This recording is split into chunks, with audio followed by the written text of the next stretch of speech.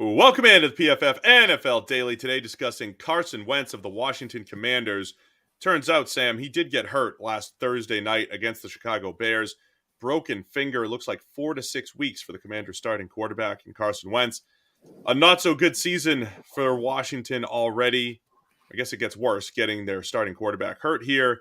And now we get to see Taylor Heinicke, at least initially, for the Commanders. But of course, it poses the question, when does fifth round pick, guy that we thought could go as high as the second round, Sam Howell, when does he get a shot for the Commanders?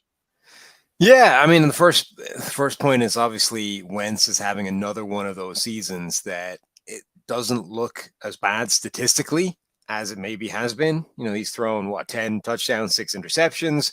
Okay, the passer rating is a little rough, but generally it's not the worst season in the world. There are worse quarterbacks out there when you look at the box score. But PFF grade of 63, passing grade of 61. That's actually worse than it was a year ago in Indianapolis. It's more like in line with that final season in Philadelphia when he was being talked about as the worst starting quarterback in the NFL. Like, that's kind of what we're dealing with Carson Wentz right now. And this is with a good wide receiver group. You know, Terry McLaurin, De'Ami Brown surfaced in a couple of games.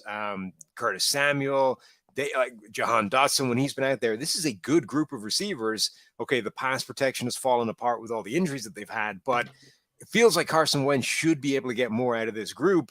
And I wonder if that kind of gives you a little bit of optimism for what Taylor Heinicke can do, not because of last season, but, we have seen him play really well, albeit just in the odd game or two.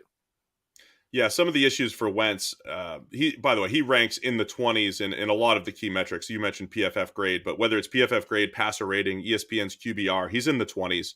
I mean, I think that's pretty much just where he's played right now, between QBs 22 and 30, somewhere in that range, no matter which way you slice it.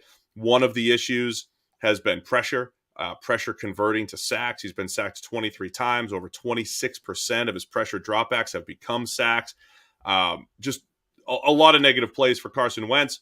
The one thing I'll always echo that I've liked, he is tied for second in the league in big-time throws. They've let him air it out a little bit, but that's come with, some of the bad decisions, the turnover-worthy plays. So it hasn't gone well for Carson Wentz so far in Washington. And look, the Commanders, they've been searching. They've been searching for their quarterback for a while here. They tried to bring in Ryan Fitzpatrick last year. He got hurt almost immediately. The Commanders are kind of like Wentz's old team, the Colts, right? They've been in QB purgatory for a while.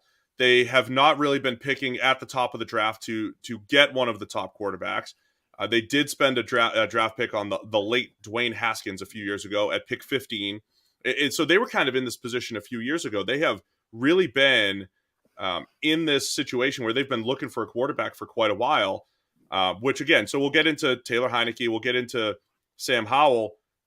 That's got to be their first order of business, right? For maybe even for the rest of the season. If Heinicke, sure, you want Heinicke to probably come out there because you still want to win games and you're not giving up on the season per se. And Heinicke at least has a couple good performances in his career. But at some point, the season has to be about finding out what you have in Sam Howell, doesn't it?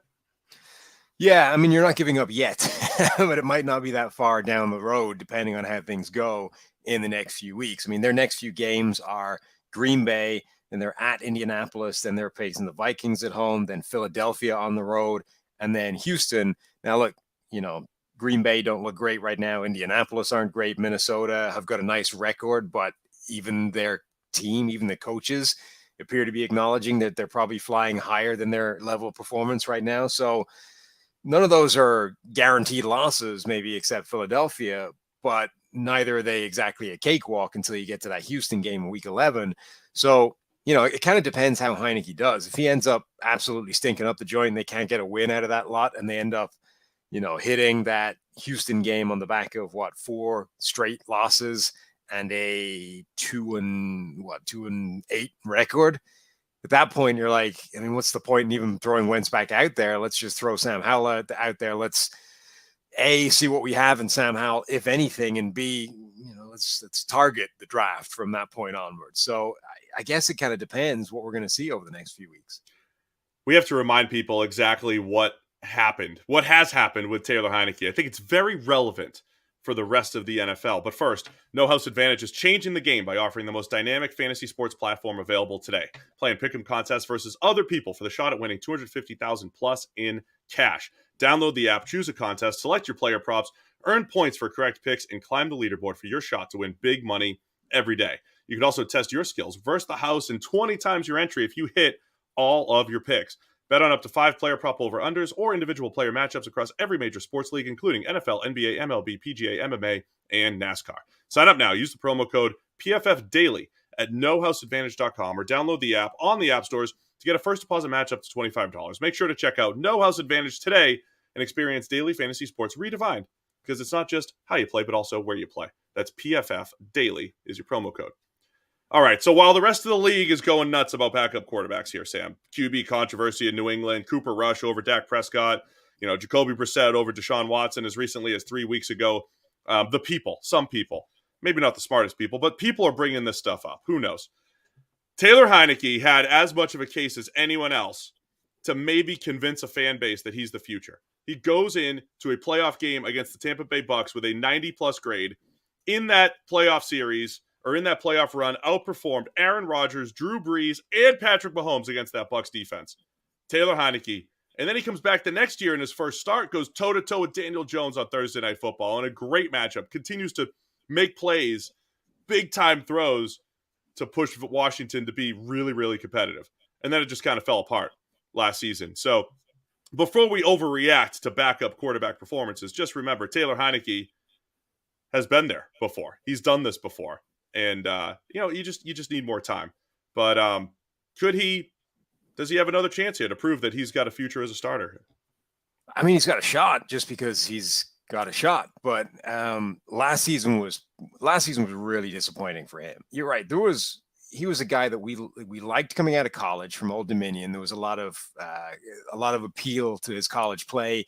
He kind of bounced around the league, didn't really get much of a shot in the NFL, didn't get a shot in the XFL either, wound up back with Washington. And then, as you say, he got that shot late in the season and really was incredible in that playoff game against Tom Brady. And all of a sudden you're thinking, wow, can he actually be the starter going forward? And Ryan Fitzpatrick goes down. You're thinking, well, absolute minimum, you are going to see this roller coaster. What we'd seen from Heinicke looked like a guy that had big throws in him, had bad kind of boneheaded plays in him as well. And you would see some sort of basically replica of Ryan Fitzpatrick, including, undersized, maybe doesn't have the strongest arm in the world, is more athletic than you give him credit for. It was really a Ryan Fitzpatrick clone. And then we just didn't see that last year. I mean, there was very, very little in the way of positive plays. He had 18 big-time throws over the entire season. He had a pretty high turnover-worthy play rate, and there just wasn't a lot of positivity in his play. We had one good game, and that came against Carolina. Everything else was sort of average to bad.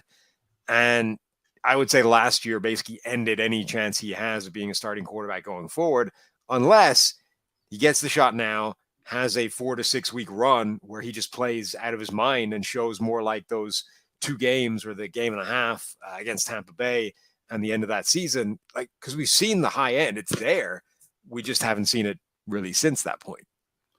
And then that brings us to Sam Howell. As I mentioned, 5th round pick during the preseason. We saw him kind of post a grading profile similar to his last year in college, a 63 passing grade, but an 85.9 rushing grade. Sam Howell went from one of the most promising passers in college football as a freshman and as a sophomore, and then last year became like a glorified, pretty good thrower, but a glorified fullback, running, as he lost his receivers, became a part of the running offense, the rush offense over at UNC. We saw more of that in the preseason.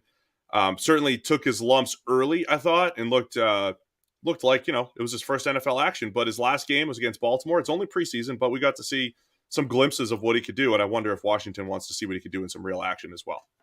Yeah, he looked like Tim Tebow when he was in college. He looked like Tim Tebow in the preseason as well, just barreling over people, making he has all these runs where when you're watching him at the time, I don't understand how they're working. It's like he's not a special athlete as a runner. It just for some reason is functioning. Somehow it's making people miss. It's barreling through tackles, whatever. he's another guy that came from a very sort of RPO heavy offense in college, and that's always a difficult transition to the NFL in a, where RPOs are used, but they're not like the foundation of the entire offense. So if he comes in, it means Heinicke has absolutely stunk up the joint, or has stunk up the joint to the point where they're throwing him in even, later in the season when Carson Wentz is back. And B, it probably means you're going to need to completely change the offense. Like, it's going to have some sort of custom, bespoke, run heavy, dumbed down version for him, unless he's made leaps and bounds over the course of the regular season sitting on the bench in the meeting room. All right, Carson Wentz out 4 to 6 weeks with a broken finger. We should see Taylor Heinicke initially, and then we'll wait and see if Sam Howell makes his NFL